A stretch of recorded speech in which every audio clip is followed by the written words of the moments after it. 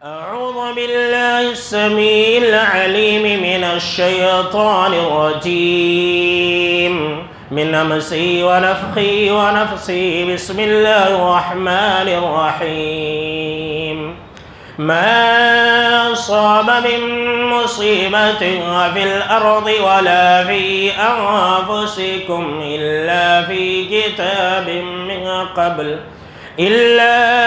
كتاب من قبل أن نبرأها إن ذلك على الله يسير۔ اولاً تمام قسم کی تعریفات، حمد و ثنا، عظمت، بڑائی و کبریائی، یکتائی و تنہائی، بادشاہی و شہنشاہی، وحدہ لا شریک، خالق کائنات، مالک ارض و سما کے لیے لائق اور سیبہ ہے۔ بعدہ درود اور سلام نازل ہو تمام بھیجے گئے انبیاء کرام اور رسولان اعظام پر، خصوصاً بالخصوص سید الاولین والآخرین، امام المجاہدین والمتقین، امام الثقلتین و امام القبلتین و امام الحرمین و امامنا فی الدنیا و امامنا فی الآخرہ و امامنا فی الجنہ جناب محمد عربی صلی اللہ تعالی علیہ وسلم پر۔ اللهم صل على محمد وعلى آل محمد كما صليت على إبراهيم وعلى آل إبراهيم إنك حميد مجيد۔ اللهم بارك على محمد وعلى آل محمد كما باركت على إبراهيم وعلى آل إبراهيم إنك حميد مجيد۔ محترم بزرگوں، نوجوانوں، عزیز ساتھیوں اور خواتین اسلام، آج کی خطبہ جمعہ کا عنوان ہے مسلمانوں کی بدشگونیاں۔ پچھلی خطبہ جمعہ کے اندر ہم نے آپ کو یہ بتلایا تھا کہ اسلام میں بدشگونی اور نحوست کی حیثیت اور اس کا کیا مقام اور مرتبہ ہے، اور بدشگونی لینے کا کیا نقصان ہے یہ بھی آپ نے سن لیا تھا، بدشگونی نہ لینے کا کیا فائدہ ہے یہ بھی آپ نے سن لیا تھا۔ تو آئیے آج کے خطبہ جمعہ کی شروعات کرتے ہیں۔ جیسا کہ ہم اور آپ جانتے ہیں کہ یہ ماہ سفر ہے اور آج سفر المظفر کی 13 تاریخ ہے، اور سماج اور معاشرے کے اندر پورے سفر کے مہینے کو منحوس سمجھا جاتا ہے، خاص طور سے 1 تاریخ سے لے کر کے 13 تاریخ تک، یعنی آج تک تو کچھ زیادہ ہی منحوس سمجھا جاتا ہے۔ سماج اور معاشرے کے اندر اس کو 13 تیزی کا نام دیا جاتا ہے، ابھی میں آپ کو اس بارے میں بتلاؤں گا۔ آئیے ہم آپ کو سب سے پہلے یہ بتلاتے ہیں کہ سفر کے مہینے کو منحوس سمجھنے کا آغاز کہاں سے ہوا اور کس نے اس مہینے کو سب سے پہلے منحوس سمجھا تھا۔ آج مسلمان سفر کے مہینے کو منحوس سمجھ رہے ہیں، جبکہ جانتے ہیں سفر کے مہینے کو منحوس سمجھنا یہ سب سے پہلے مشرکوں نے کیا تھا۔ کون سے مشرک نے؟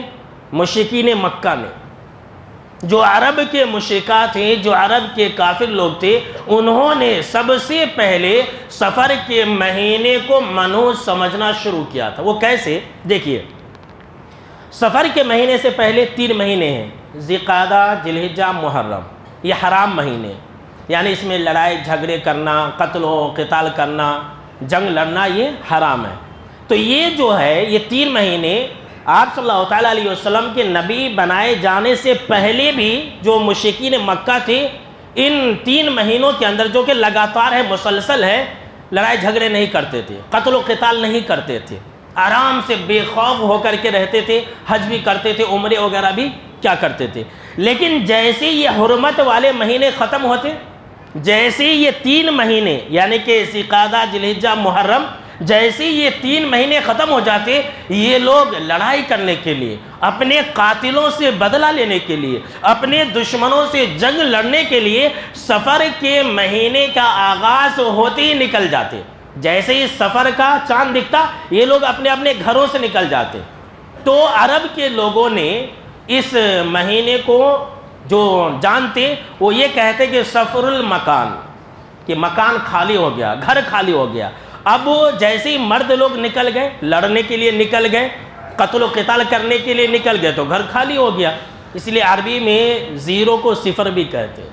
خالی ہو گیا تھا تو گھر خالی ہو گیا. اب کیا ہوتا تھا، جب مرد لوگ مشرکین مکہ جب اس مہینے میں گھر سے باہر جاتے جنگ لڑنے کے لیے تو ہر کوئی تو واپس نہیں آتا. بہت سارے لوگ قتل کر دیے جاتے، بہت سارے لوگ مر جاتے. اب ادھر کیا ہوتا، گھروں کے اندر جو عورتیں ہوتی وہ بیوہ بن جاتی، بچے یتیم بن جاتے، جس کی وجہ سے مشرکوں نے، مکہ کے مشرکوں نے، عرب کے مشرکوں نے سفر کے مہینے کو منحوس سمجھنا شروع کر دیا. یہ سفر کا مہینہ آتی ہمارے رشتہ دار مر جاتے، دیکھیے.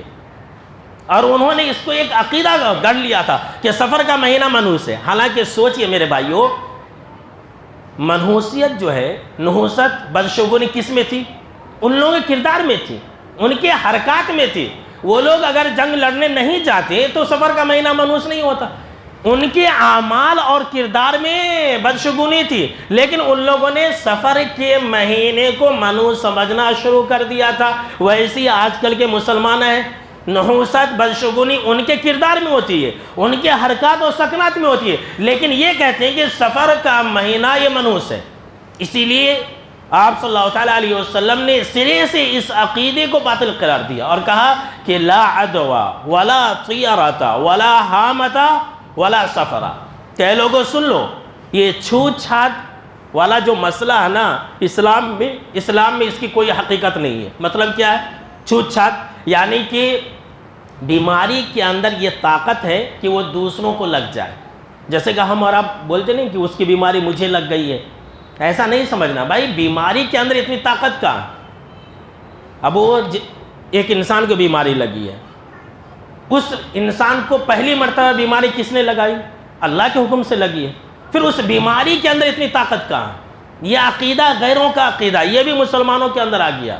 ہاں ہمیں احتیاط کرنا ہے، ہمیں کیا ہے، بیماریوں سے احتیاط کرنا ہے. جو بیمار لوگ ہیں، ایسی بیماریاں بھی ہیں. آج سائنس نے، مائکرو اسکوپ نے، انڈی اسکوپ نے یہ واضح کر دیا ہے کہ بیماری کے اندر کچھ جراثیم ہوتے ہیں، بیماریوں کے اندر کچھ کیڑے ہوتے ہیں، وہ اگر اڑ کر کے جائے تو انسان کو لگ جاتی ہے. دیکھیے یعنی وہ ذریعہ بنتے ہیں.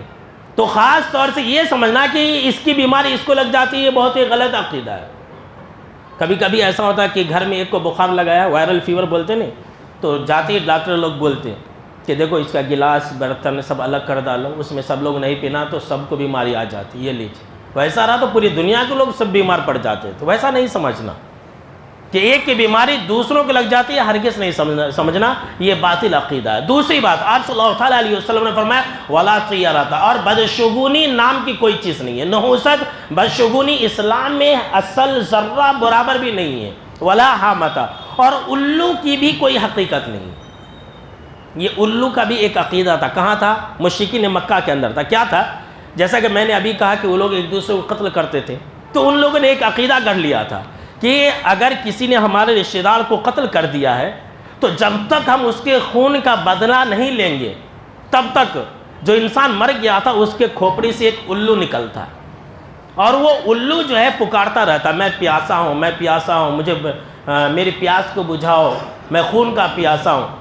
تو یہ کھوپڑی سے، مقتول کے کھوپڑی سے الو نکلنے کی کوئی حقیقت نہیں ہے. دیکھیے کیسا عقیدہ ان لوگوں نے گڑھ لیا تھا، اور اس کو مانتے تھے. کہتے تھے کہ جب تک اس کا بدلہ نہیں لیا جائے تب تک وہ الو ایسے ہی چیختا پکارتا رہتا ہے. آپ صلی اللہ تعالیٰ علیہ وسلم نے کہا کہ اسلام میں اس کی کوئی گنجائش نہیں ہے. اور آخری جو بات ہے وہ سفر کے بارے میں کہ ولا سفرا، اور سفر کے مہینے کو منحوس سمجھنا یہ بھی مسلمانوں کا کام نہیں، یہ اسلام میں نہیں ہے. لیکن آج دیکھ لیجئے کہ مسلمان ہی سب سے زیادہ سفر کے مہینے کو منحوس سمجھتے، اور یہ سمجھتے ہیں کہ اس مہینے کے آنے کی وجہ سے ہمارے اوپر مصیبت آ گئی ہے. اللہ کی پناہ. جبکہ اللہ نے قرآن مجید کے اندر یہ کہا، سورہ الحدید کی آیت ہے کہ اللہ رب العالمین نے یہ فرمایا کہ ما اصاب من مصیبت فی الارض ولا فی انفسکم، کہ دیکھئے کہ تمہارے اوپر، زمین کے اوپر جو بھی مصیبت نازل ہوتی ہے، اور خود تمہارے جانوں میں جو بھی مصیبت نازل ہوتی ہے، زمین کے اوپر جو بھی آفت، مصیبت، بلائیں نازل ہوتی ہے وہ، اور ہمارے اور آپ کے اندر ہمارا جو جانی نقصان ہوتا ہے، مالی نقصان ہوتا ہے، وہ اللہ رب العالمین نے کہا کہ جو کچھ بھی نازل ہوتا ہے الا فی کتاب من قبل ان نبرہا، تو اس بیماری کے، اس مصیبت کے پیدا ہونے سے پہلے ہی ہم اس کو ایک خاص کتاب میں لکھ چکے ہوتے ہیں۔ اللہ اکبر، اللہ نے لکھ دیا بھائی کہ سفر کے مہینے میں یہ ہوگا، فلاں انسان کے ساتھ یہ ہوگا، اس کے پیدا ہونے سے پہلے ہی لکھ دیا ہے اللہ نے۔ اس کے کیا ہے؟ اس کائنات کے بنائے جانے سے 50,000 سال پہلے اللہ نے لکھ دیا تھا۔ جی ہاں، سن لیجیے آپ یہ بات، یہ حدیث کے اندر ہے۔ آپ صلی اللہ تعالیٰ علیہ وسلم نے فرمایا کہ سب سے پہلے اللہ نے قلم کو پیدا کیا۔ سب سے پہلی مخلوق کیا ہے؟ یعنی کہ دوسری چیزوں کے اندر وہ قلم ہے۔ قلم کو اللہ رب العالمین نے سب سے پہلے پیدا کیا اور کہا کہ لکھو۔ قلم نے کہا کیا لکھوں؟ تو اللہ نے کہا کہ قیامت تک جو کچھ بھی ہوگا نا سب لکھ ڈالو۔ قلم نے لکھ دیا، اب قلم جو ہے خشک ہو چکا ہے۔ اللہ اکبر، دیکھیے کب یہ ہوا تھا؟ آسمان اور زمین کے پیدا ہونے سے 50,000 سال پہلے اللہ نے لکھ دیا تھا۔ تو اللہ رب العالمین نے یہ کہا کہ کتاب کے اندر پہلے سے لکھی ہوئی ہے کہ وہ انسان سفر کے مہینے میں یہ نقصان اٹھائے گا، یہ نقصان اٹھائے گا، دنیا میں یہ ہوگا، وہ ہوگا۔ اس میں سفر کے مہینے کا کیا دوش ہے بولیے؟ ان ذالک علی اللہ یسیر۔ اللہ رب العالمین نے یہ کہا کہ بے شک کہ یہ چیزیں اللہ رب العالمین پر بہت آسان ہے۔ تو کیا سنا آپ نے؟ آپ نے یہ سنا کہ سفر کے مہینے کی کوئی حقیقت نہیں ہے، یہ بھی ایک عربی مہینہ ہے اور اس کو بھی اللہ رب العالمین نے بنایا اور عربی میں اسے نام دیا گیا سفر المسفر، یعنی کہ کامیابی کا مہینہ۔ اب آئیے جو آج کے خطبہ جمعہ کا اصل حصہ ہے کہ مسلمانوں کی بدشگونیاں۔ آپ سنیں گے تو حیران ہو جائیں گے، میں لکھ کر کے لایا ہوں، جمع کر کے لایا ہوں، کیسے کیسے بدشگونیاں مسلمان پالتے ہیں اور اس کے مطابق عمل کرتے ہیں۔ یہ سب میں نے معلومات کر کے لکھے ہیں اور بہت ساری ہوں گے تو آپ کو بھی معلوم ہوں گے، لیکن بہت ساری جو مشہور ہے وہ میں آپ کو بتلا دیتا ہوں۔ جیسا کہ میں نے شروع میں کہا، ماہ سفر کے 13 دنوں کو بہت زیادہ منحوس سمجھتے ہیں۔ اس کو 13 تیزی کا نام دیتے ہیں، بہت زیادہ آفت، بلائیں، مصیبتیں نازل ہوتی ہیں۔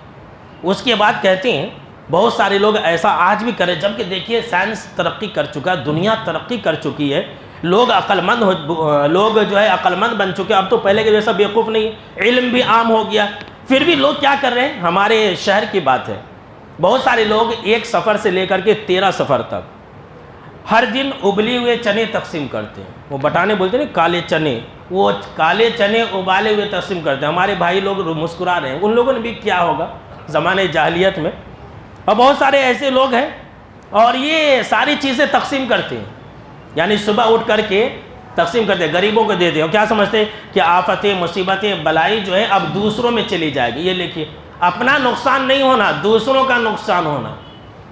ایسا کیسے ہوگا بھائی؟ ایک کی مصیبت دوسروں کو کیسے لگ جائے گی؟ صرف اتنا ہی نہیں، نمبر 3، ماہ سفر کے دنوں میں بہت سارے لوگ یہ 13 تاریخ تک، خاص کر یعنی آج تک، رات میں سرانے انڈا رکھ کر کے سوتے کہتے اور صبح اٹھ کر کے غریبوں کو دے دیتے۔ یہ لیجئے، جو خود نہیں کھاتے وہ دوسروں کو دے دیتے، یہ مسلمانہ کر رہے ہیں۔ نمبر 4، سفر کے مہینے میں ساس اور بہو ایک ساتھ گھر میں نہیں رہنا، یعنی کہ نئی نویلی۔ اچھا، نئی بہو ساس کے ساتھ نہیں رہنا، پرانی بہو کہاں جانا؟ پرانی بہو بھی تو بہو ہے، پرانی عورت بھی تو بہو ہے، اسے بھی نکال دینا۔ یہ لیجئے، ویسا رہا تو پورے عورتیں جو ہے یہاں سے وہاں ہو جائیں گی، اس لیے کہ ہر عورت کبھی نہ کبھی کسی کی بہو تھی، جس طرح سے ایک ساس ہے اسی طرح سے وہ بھی بہو تھی، لیکن بولتے کہ نئی عورت جو ہے اپنے ساس کے ساتھ نہیں رہنا۔ نمبر 5، ماہ محرم میں اور سفر کے مہینے میں تو کوئی بھول سے بھی شادی نہیں کرتا ہے۔ شادی کے بارے میں نے تو بتلایا تھا کہ آپ صلی اللہ تعالیٰ علیہ وسلم نے خود سفر کے مہینے میں شادی کی، اور حضرت فاطمہ اور حضرت علی رضی اللہ تعالیٰ عنہما کا نکاح بھی سفر کے مہینے میں ہوا تھا، یہ حقیقی بات ہے۔ اچھا، کہتے ہیں ماہ سفر کا پورا مہینہ منحوس ہے، پورا مہینہ بہت منحوس ہے، لیکن جو آخری 4 شنبہ ہے وہ بہت ہی بابرکت ہے، اور آخری 4 شنبے کے دن آپ دیکھیں گے پورا گاؤں اوپر جاتا، قلعے کے اوپر جاتا، ہریالی کھدلتے، گھاس کھدلتے، اور کیا کہتے کہ کھدلنا یعنی کہ ہریالی کھدلنا، ہریالی روندنا، یہ سنت رسول ہے۔ اور یہ عقیدہ کر لیا کہ آپ صلی اللہ تعالیٰ علیہ وسلم کو بیماری سے شفا ملی تھی آخری 4 شنبہ کے دن، بولتے کہ نہیں بولتے؟ بہت مشہور بات ہے یہ، پورا گاؤں اس دن جاتا ہے. یہ لیجیے، پورا مہینہ منحوس، آخری 4 شنبہ جو ہے بابرکت. ابلیس نے کیسا جال پھیلایا دیکھیے. آخری جو 4 شنبہ ہے، یہ سفر کے جو آخری ایام ہیں، جانتے ہیں ان دنوں کے اندر کیا ہوا تھا؟ ان دنوں کے اندر آپ صلی اللہ تعالیٰ علیہ وسلم کی بیماری میں اضافہ ہوا تھا. اللہ اکبر. آپ صلی اللہ تعالیٰ علیہ وسلم سفر کے آخری دنوں میں ہی بیمار ہوئے تھے، یہاں تک کہ آپ صلی اللہ تعالیٰ علیہ وسلم کی وفات 12 ربیع الاول کے دن ہوئی تھی. آپ صلی اللہ تعالیٰ علیہ وسلم کی بیماری کا آغاز سفر کے آخری دنوں سے ہوا تھا، اور شیطان نے مسلمانوں کو جشن منانے میں لگا دیا کہ لو آخری 4 شنبے کے دن تم جشن مناؤ. اور اس بارے میں بھی میں لکھ کر کے لایا ہوں، بتلا رہا ہوں ابھی، کیونکہ لوگ جو ہماری بات نہیں مانتے، لوگ جو ہے ہماری بات نہیں بولتے یہ ٹونڈا ہے، ٹونڈے لوگ جھوٹ بولتے. تو میں نے کہا کہ چلو میری بات نہ سنو، کم سے کم اپنے امام کی تو بات مان لو. بہت سارے لوگ بولتے رہتے مولانا ہماری کتاب سے ذرا پروف بتائیے، تو آپ لوگوں کو یقین ہوگا. یہ الگ سے میں نے آج نکالا ہے. یہ احکام شریعت جلد 2 صفحہ نمبر 193 اور 193 194 ہے. اور اس کے جو مفتی ہیں یہ احمد رضا خان صاحب ہیں. جناب احمد رضا خان صاحب تو ہم اور آپ جانتی ہیں، بہت ہی مشہور اور معروف شخصیت. تو ان سے سوال ہوا، ذرا غور سنیے. سوال ہوا کہ کیا فرماتے ہیں علماء دین اس بارے میں کہ ماہ سفر کے آخری 4 شنبہ یعنی کہ بدھ کے متعلق عوام میں مشہور ہے کہ اس دن آپ صلی اللہ تعالیٰ علیہ وسلم نے مرض سے صحت یاب ہوئی تھی، یعنی بیماری سے صحت یاب ہوئے تھے. لہٰذا اس روز کھانا بنانا، بریانی پکانا، شیرنی کھانا اور شیرنی یعنی کہ مٹھائی تقسیم کرتے ہیں اور جنگل کی سیر کو جاتے ہیں. ایسا سوال کیا گیا، اور مختلف جگہوں پر الگ الگ لوگ کام کرتے ہیں. کہیں پر اس دن کو منحوس اور ناپاک جانتے ہیں، کہیں پر برتن میں جو ہے گلی میں توڑتے ہیں، کہیں پر تعویذ وغیرہ اور چھلا وغیرہ کرتے ہیں. اور یہ کہتے ہیں کہ آپ صلی اللہ تعالیٰ علیہ وسلم نے اس دن مریضوں کو استعمال کرنے کا حکم دیا تھا. تو یہ جملہ امور شرع میں ثابت ہے یا نہیں، یہ پوچھا جا رہا ہے. کن سے؟ جناب احمد رضا خان صاحب سے پوچھا جا رہا ہے. اب ان کا جواب بھی سن لیجیے. کوئی یہ نہ کہے کہ مولوی صاحب اپنی طرف سے بول رہے ہیں، حالانکہ میں تو ایسے ہی بول سکتا تھا، لیکن یہ پروف ہے. آج کل ہر چیز میں پروف ہونا ہے، بغیر پروف کے دنیا نہیں چلتی ہے. تو انہوں نے جواب دیا کہ آخری 4 شنبہ کی کوئی اصل نہیں ہے. دیکھیے کرنے والے کون ہیں؟ سنی مسلمان ہیں. جو لوگ احمد رضا خان صاحب کو مانتے ہیں وہی لوگ زیادہ یہ کام کرتے ہیں. یہ سب چھپا کے رکھے ہیں، نہیں بتلائیں گے. جو یہ سب باتیں نا عوام کو نہیں بتلائیں. کیوں؟ اگر بتلا دیں گے تو پھر فیکٹری نہیں چلے گی. انہوں نے کہا کہ آخری 4 شنبہ بدھ کے دن کی کوئی اصل نہیں ہے. اس دن آپ صلی اللہ تعالیٰ علیہ وسلم کے صحت پانے کا کوئی ثبوت نہیں ہے. وہ لکھتے ہیں کہ بلکہ مرض اقدس جس میں وفات مبارک ہوئی اس کی ابتدا اسی دن سے بتائی جاتی ہے. دیکھیے احمد رضا خان صاحب لکھتے ہیں کہ آخری 4 شنبہ ہی سے آپ صلی اللہ تعالیٰ علیہ وسلم کی مرض کی آغاز ہوا تھا. جو مرض وفات ہے اس کی ابتدا یہیں سے ہوئی تھی، اور مسلمان اس دن جشن مناتے ہیں. یہ شیطان نے لگا دیا. دیکھیے پورا مہینہ منحوس، اور یہ آخری 4 شنبہ بابرکت کیسے ہوا؟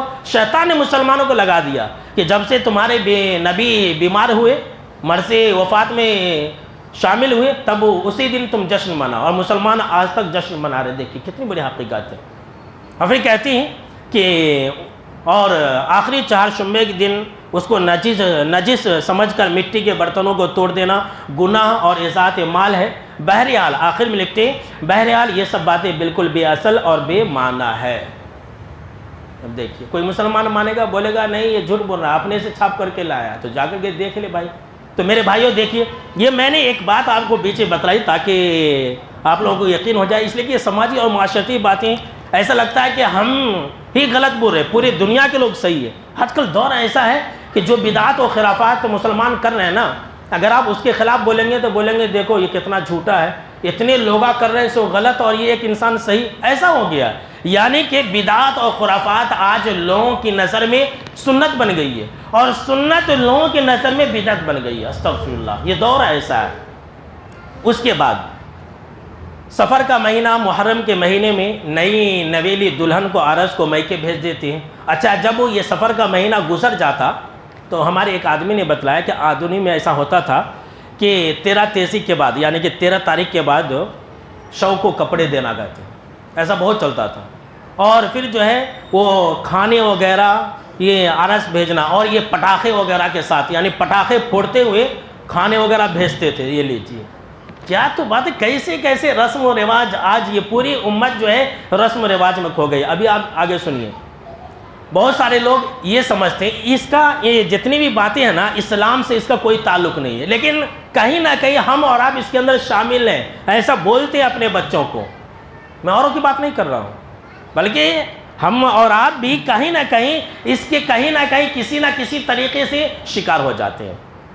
کہتے ہیں بہت سارے لوگ کہتے ہیں مغرب کے بعد ناخن نہیں کاٹنا، ناخن نہیں کاٹنا، کاٹے تو کیا کہ مصیبت آ جاتی. یہ لیجئے مغرب کے بعد کوئی انسان کاٹ لیا تو اس میں حرج کیا ہے، لیکن بولتے نہیں کاٹنا.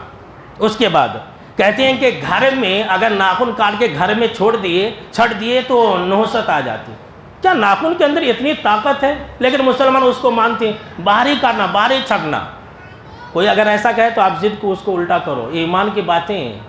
اس کے بعد دیکھیے کہتے ہیں کہ اب دیکھیے پاکی اور صفائی یہ آدھا ایمان ہے، لیکن لوگوں کا یہ ماننا ہے کہ گھر میں اگر مکڑی کا جالا ہے تو بے برکتی آتی. بھائی جالا صاف کرنا چاہیے، ایک الگ مسئلہ ہے، صاف ستھرا رہنا ایک الگ مسئلہ ہے، لیکن اگر گھر میں کہیں پر مکڑی کا جالا ہے تو اس سے بے برکتی آتی.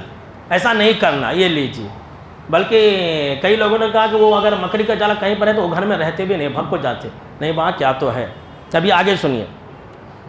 اب گھر میں مہمان آیا تو مہمان کے جانے کے فوراً بعد گھر میں جھاڑو نہیں لگانا، نہیں تو پوری برکت چلی جاتی. کیا دو مسلمانوں کے عقلوں میں کیا ہوگا؟ میں جب یہ ساری باتیں جب جمع کر رہا تھا بڑا حیران و پریشان ہو رہا تھا کہ بھائی مسلمان بھی ان باتوں کو مانتے ہیں. ابھی آگے سنیے. کہتے ہیں کہ گھر میں شام میں جھاڑو نہیں لگانا، نحوست آتی. بھائی پاکی اور صفائی آدھا ایمان ہے. اب جب چاہے جھاڑو لگائے، جب چاہے پوچھا لگائے، اس کا اس سے کیا تعلق ہے؟ لیکن کہتے ہیں کہ گھر میں شام کے وقت میں جھاڑو نہیں لگانا. اچھا یہ کہتے ہیں نمبر 14 پر کہ دوسرے کی کنگھی لے کر کنگھی نہیں کرنا، نہیں تو دونوں میں جھگڑا ہوگا. بہت مشہور اور معروف باتیں ہیں یہ سب بھی. یہ سب کوئی بات ہے؟ آج کے مسلمانوں کا عقیدہ کیسا؟ ابھی آگے سنیے. کہتے ہیں ٹوٹا ہوا آئینہ نہیں دیکھنا. ٹوٹا ہوا آئینہ دیکھنے سے مصیبت آتی ہے. آئینہ دیکھنے سے مصیبت کیسے آئے گی؟ وہ تو ایک دیکھنے کی چیز ہے، لیکن بولتے ٹوٹا ہوا آئینہ نہیں دیکھنا. ہمارے نبی کے زمانے میں اس طرح کے آئینے تھے کیا؟ اب یہ کس کی بات ہے؟ ایسا لگ رہا ہے کہ یہ دین لوگوں کا جو من میں آئے بول دو، ایسا ہوگا ویسا ہوگا. ایسا کچھ بھی نہیں. اس کے بعد نمبر 15 کہتے ہیں نمبر 16 کہ جس انسان کی کالی زبان ہو اس کی بات لگ جاتی ہے، بد دعا لگ جاتی ہے. یہ تو بہت مشہور اور معروف بات ہے. اب کالی زبان والوں کا آپ ڈھونڈتے رہیے، یعنی غلط بات ہے. ایسا نہیں ہے کہ کسی کے بولنے سے کچھ ہو جاتا ہے. ایسا رہا تو پوری دنیا کے لوگ تباہ و برباد ہو جائیں گے. جو کچھ ہوتا ہے بولے بھائی اللہ کی مرضی سے ہوتا ہے. جی ہاں. اس کے بعد ابھی آئینہ کی بات ہو گئی تو نمبر 17 پر میں نے یہ بات لکھی کہ بہت سارے لوگ گھر کے سامنے میں، دہلیز کے سامنے میں آئینہ لٹکاتے اور بولتے کہ جو بھی بری نظر لگائے گا اس کا الٹا اسی انسان کے اوپر جا کے پڑے گا. یہ غیروں کا عقیدہ ہے. مسلمان غیروں کے ساتھ رہتے ہوئے یہ عقیدہ اپنا لیے. بضابطہ مسلمان کے گھروں کے سامنے دہلیز پر ہم نے یہ آئینے دیکھے، چھوٹے چھوٹے آئینے لٹکا لیتے. دکان کے سامنے میں آپ بازار میں ایک مرتبہ چکر لگائیے، چھوٹے چھوٹے آئینے جو ہے لگا لیتے. تو پھر آپ لوگ مت لگائیے گا، یہ باتیں قرآن اور حدیث کے خلاف ہے، یاد رکھ لیجیے. اس کے بعد ایک یہ بھی بات کہتے ہیں کہ رات میں آئینہ نہیں دیکھنا. رات میں آئینہ دیکھیں تو کچھ نہ کچھ ہو جاتا. لگ رہا ہے کہ سارا پاور آئینے میں جمع ہو جاتا ہے. یہ آئینہ جو ہے نا جادوگروں کی چیزیں ہیں، یہ جادو جنات والے لوگ جو ہے زیادہ استعمال کرتے ہیں، اسی لیے مسلمانوں یہ باتیں آ گئی. نمبر 19 یہ کہتے ہیں کہ دہلیز کے سامنے نہیں سونا. دہلیز کے سامنے سوئے تو کیا تو ایک ہو جاتا ہے. یہ لیجئے بھائی آپ کا گھر ہے، آپ جہاں چاہے وہاں سوئے. یہ دہلیز کے سامنے نہیں سونا، یہاں نہیں سونا، وہاں نہیں سونا. پتہ نہیں لوگ کیسے کیسے عقیدے جو ہے گڑھ لیتے ہیں. اس کے بعد ابھی آپ سنیے، چپل الٹا نہیں رکھنا. اگر الٹا رکھ گیا تو شیطان کی سواری کہتے ہو. یہ لیجیے. اب شیطان کو چپل ہی ملے گا کیا سواری کرنے کے لیے؟ ذرا سوچئے. یا آپ کے ذہن و دماغ کو میں کھولنے کے لیے باتیں سے بتلا رہا ہوں. کیا شیطان کو سواری کرنے کے لیے چپل ملے گا؟ کیا اس پر وہ کیوں سواری کرے گا؟ لیکن لوگ مانتے ہیں، اور اگر کہیں پر کوئی چپل الٹا ہے تو سیدھا کر کے جاتے ہیں. یہ سب غلط ہے میرے بھائیو. اس کے بعد اب یہ جے نماز ہے، جے نماز پر نماز پڑھے، اب اٹھنے کے بعد تھوڑا موڑ دیتے. اگر ایسے ہی جے نماز بچھا ہوا چھوڑ دیے تو شیطان نماز پڑھتا گیا. शैतान एक सजदा नहीं किया नमाज पढ़ेगा? बोले भाई, बहुत मशहूर और मारूफ बात है ना कि हज़रत आदम अलैहिस्सलाम का सजदा नहीं किया, एक सजदा नहीं किया, वो 2 रकात नमाज कैसे पढ़ेगा? लेकिन ये खुराफाती बात है। इसी तरह से फिरोज़ी अंगूठी, फिरोज़ी रंग का जो कलर है, उसकी अंगूठी को पहनने से रिस्क में बरकत आती है। ये जो अंगूठी के अंदर नगीने लगाते ना, ये नगीना अगर फिरोज़ी रंग का है, यहाँ सुनार लोग बैठे हुए बहुत बना करके देते हैं, वो लोग आते हैं अपने अकीदे के मुताबिक बना करके देते हैं, तो कहते हैं कि ये फिरोज़ी रंग का अंगूठी पहनने से रिस्क में बरकत आती है। और देखा ये गया है कि कई लोग ऐसे हैं कि हर उंगली में एक एक अंगूठी, एक औलाद के लिए अंगूठी, एक दुकान के लिए अंगूठी, एक बीवी के लिए अंगूठी, एक ससुराल वालों के लिए अंगूठी, एक औलाद के लिए अंगूठी, 10 उंगलियों में 10 अंगूठी, ये लीजिए। और ये जो अंगूठी का नगीना है ना, वो पत्थर के नीचे सुराख भी रखते हैं। क्या हज़रत, मैं गलत बोल रहा हूँ? ऐसा आते हैं। और उस अंगूठी में सुराख रखने के बाद क्या बोलते हैं, वो पत्थर की जो बरकत है हमारे जिस्म में घुसेगी। अस्तगफिरुल्लाह। इस कायनात के अंदर एक जन्नत का भी पत्थर है, मालूम है आपको? कौन सा पत्थर है? हजर अस्वद का पत्थर है, जन्नत का पत्थर है। ये खुद आप सल्लल्लाहु अलैहि वसल्लम ने कहा। हज़रत उमर रज़ी अल्लाह ताला अन्हु ने कहा कि ए पत्थर, जानता हूँ कि तू नफ़ा नुकसान का मालिक नहीं है, फिर भी मैं तुझे चूमता हूँ, इसलिए चूमता हूँ कि मेरे नबी ने तुझे चूमा तो मैं चूमता हूँ। देखिए, हज़रत उमर रज़ी अल्लाह ताला अन्हु ने जन्नत से नाजिल होने वाले पत्थर के बारे में ये कहा कि ए हजर अस्वद, तो बहुत ही बाबरकत पत्थर है, बाबरकत जगह में, लेकिन तेरे अंदर नफ़ा नुकसान का इख्तियार नहीं है, तू नफ़ा नुकसान का मालिक नहीं है, तो एक मामूली चिल्लर अंगूठी नफ़ा नुकसान का मालिक कैसे हो जाएगा? मुसलमानों की इतनी बात समझ में नहीं आ जाती, ये गैरों से आ गया। गैर लोग क्या करते हैं, वो पत्थर को क्या क्या समझते हैं। मुसलमान क्या करना, शैतान ने ला दिया कि आप उतना बड़ा पत्थर उन कैसे पूजेगा, तो अंगूठी में लगा लो, बात बराबर हो जाएगी। उसके बाद सुनिए, उसके बाद क्या है कहते हैं कि सुबह उठती ही, ये बहुत सारे लोग बोलते हैं ये सब शिरक है, कुछ बुरा हो गया तो बोलते आज तो उठते किसका चेहरा देखा था, सुबह उठती तो किसका मनहूस चेहरा देख लिया कि आज पूरा दिन ख़राब हो गया। ये भी शिरक के दायरे में आता है मेरे भाइयों। और ये हदीस के अंदर भी है कि आप सल्लल्लाहु अलैहि वसल्लम फरमाया कि इंसान अपनी ज़ुबान से जो मन में आए निकाल देता है, उसका माना और मफहूम नहीं समझता है, लेकिन उसकी वजह से वो जहन्नम में गिर चुका होता है। अल्लाह की पनाह। लोग ऐसा बोलते हैं कि भाई आज मैंने उसका चेहरा देख लिया, रे आया मेरे सामने में हो गया, मेरा दिन सारा बेकार हो जाता, इतनी मनहूस सूरत थी, आज मैं किसका चेहरा देख लिया कि मेरा व्यापार ही नहीं चला, ऐसा बोलते हैं। बिल्कुल ही गलत है। उसके बाद अभी आगे सुनिए, कहते हैं कि बाएं आँख फड़कने से मुसीबत नासिल होती है। ये बाएं आँख, लेफ्ट साइड का आँख फड़के तो मुसीबत आती है। अच्छा, अगर दाएं आँख फड़के, सीधे तरफ का आँख फड़के और खुजली आए तो बोलते माल आने वाला है। ऐसे रोज़ कितने लोगों का आंखें फड़कती रहती लेकिन वो माल उनको हासिल नहीं होता, उनको औलाद भी नहीं मिलता। ये सब देखिए कितनी गलत बात है जो मुसलमानों के अंदर आ गई है। अभी नंबर 27-28 सुनिए। समाज माशरे के अंदर ये भी ऐसा नहीं था, अब शुरू हुआ है।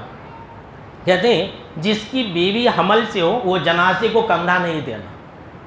ये बहुत चल रहा है हमारे शहर के अंदर, जिसकी बीवी हमल से जनाजे को कंधा नहीं देना।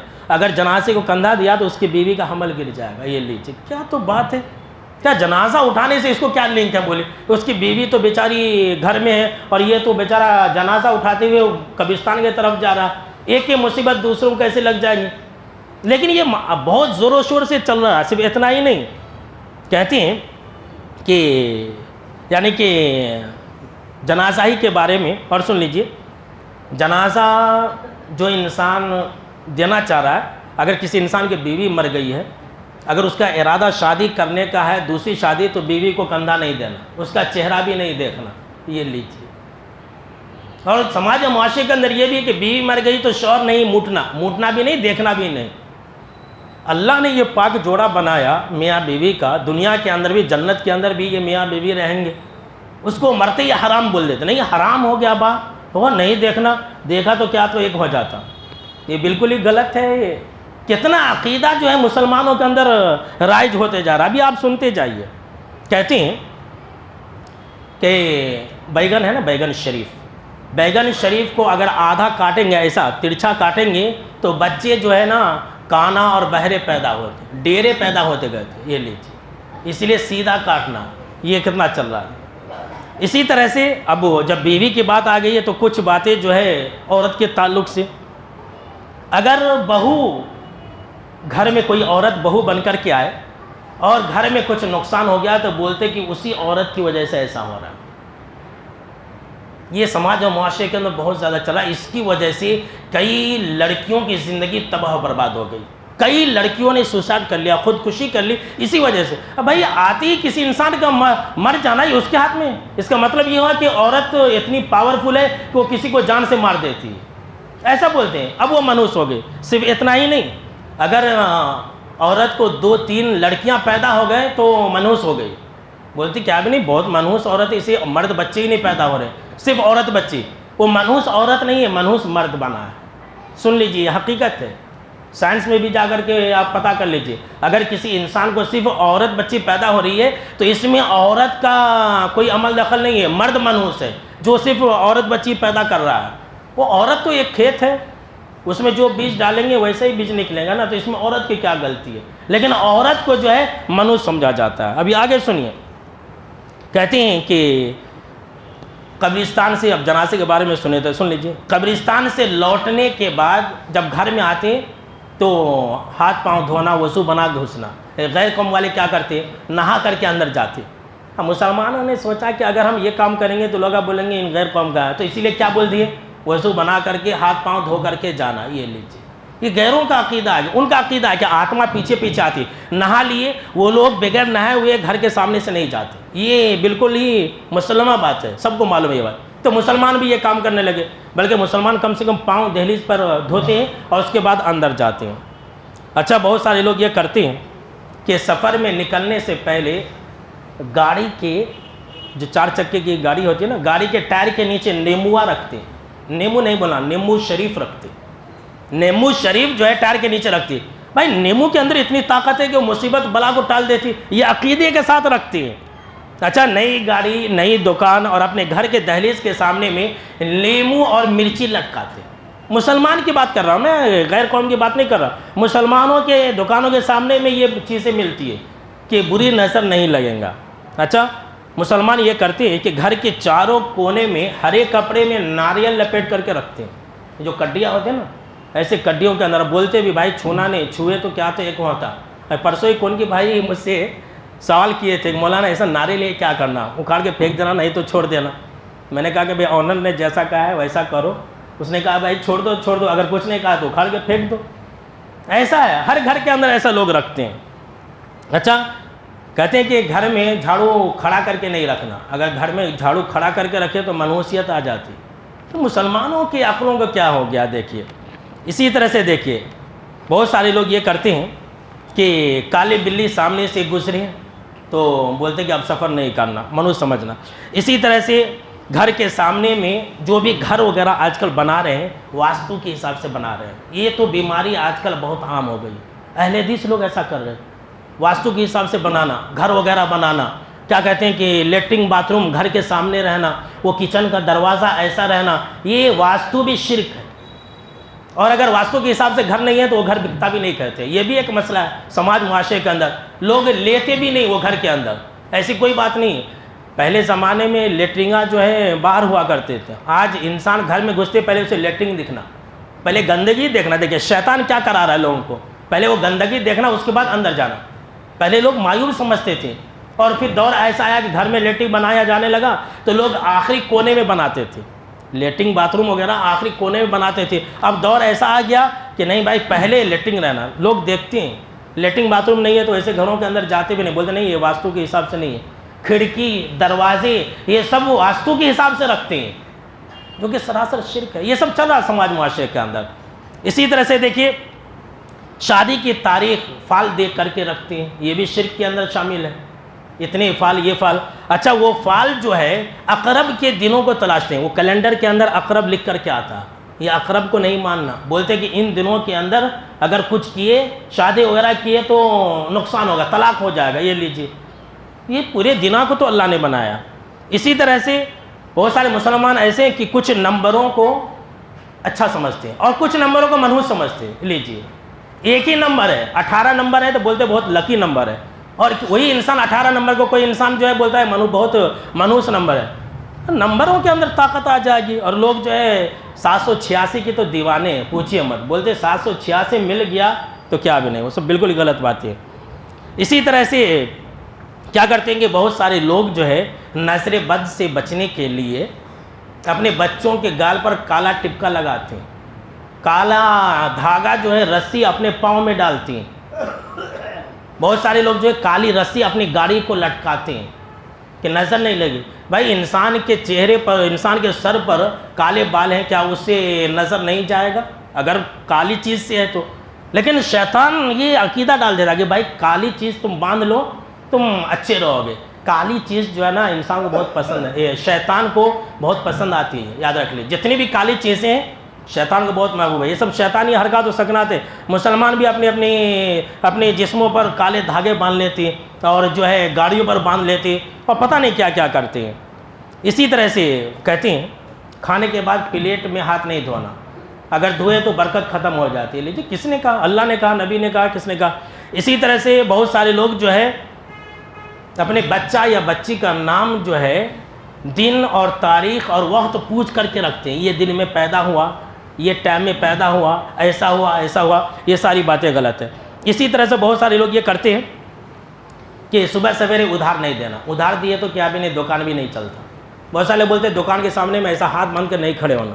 ایک مرتبہ میں ایسا ترکاری لے کے اچھالنے لگا تو ہمارے ترکاری والے صاحب نے کہا مولانا ایسا نکو اچھالو, لوگ برا سمجھتے, ایسا اچھالنے سے ریٹ بڑھ جاتا کہتے. یہ لیجیے, ترکاری اچھالنے سے ریٹ کیسے بڑھ جائیں گے سمجھ میں نہیں آئے. اچھا بہت سارے لوگ بولتے ہیں کہ کرسی پہ بیٹھ کر کے پاؤں نہیں ہلانا, پاؤں ہلائے تو کیا تو ایک ہو جاتا. یہ لیجیے بھائی, کرسی پہ بیٹھ کے پاؤں ہلانے سے کیا ہوگا؟ اسی طرح سے اذان کے وقت عورتیں جو ہے بولتی ہیں کہ سر پر پلو ڈال لینا. جو عورت اذان کے وقت میں پلو نہیں ڈالتی وہ شیطان کی جورو ہے. مسلمانوں کی عورتیں شیطان کو ملتی ہیں کیا؟ یہ لیجیے, اذان کا جواب دینا وہ نہیں دیں گے, اذان کے وقت میں بات نہیں کرنی چاہیے وہ کریں گے, لیکن جو کام نہیں کرنا وہ کرتے ہیں. اسی طرح سے میرے بھائیوں کہتے ہیں کہ اگر بتی کو ہاتھ سے نہیں بجھانا, اگر بتی کو منہ سے نہیں بجھانا, ہاتھ سے بجھانا. اگر بتی کو منہ سے بجھائے, پھونک مارے تو کیا ہو جاتا ہے. یہ لیجیے, اس لیے کسی کی مجال نہیں کہ وہ جو ہے منہ سے بجھائے. آپ بجھا کر کے کسی کو بتلائیے, نہیں بجھائے گا. کتنا مضبوط عقیدہ ہو گیا دیکھیے. تو خیر میرے بھائیوں, یہ سب باتیں جو ہے خرافاتی باتیں تھیں جو ہم نے آپ کو بتلایا. اور اسی طرح سے بہت سارے لوگ جو ہے سماج معاشرے کے اندر ایک چیز جو بہت زیادہ چل رہا ہے, سب سے آخری چیز سن لیجیے کہ اگر کوئی بچہ ہے بار بار بیمار پڑ رہا ہے, اب بچہ ہے بیمار پڑتے ہی رہتے ہیں, تو میرے پاس آتے ہیں کہ مولانا میں یہ بچے کا یہ نام رکھا ہوں, یہ نام میں جب سے رکھا ہوں میرا بچہ بہت بیمار پڑ رہا ہے, لہٰذا ذرا بدل دیجیے. یہ بالکل ہی غلط عقیدہ ہے. نام کے اندر اتنی تاثیر تھوڑی ہے. میں تو پہلے ہی سے کہتا ہوں کہ بھائی اچھے نام رکھو, اور وہ بھی اچھے نام. کسی کا نام فاطمہ رہتا, کسی کا نام بلال رہتا, بولتے ہیں کہ یہ نام جب سے رکھا ہوں میرا بچہ بہت روتا ہے, بہت چیختا چلاتا ہے. ارے بچے کا کام ہی ہے رونا, 2 سال تک آپ کو ہاسپٹل کا چکر لگانا پڑے گا. آج کل بچے ایسا پیدا ہو رہے ہیں, سن لیجیے.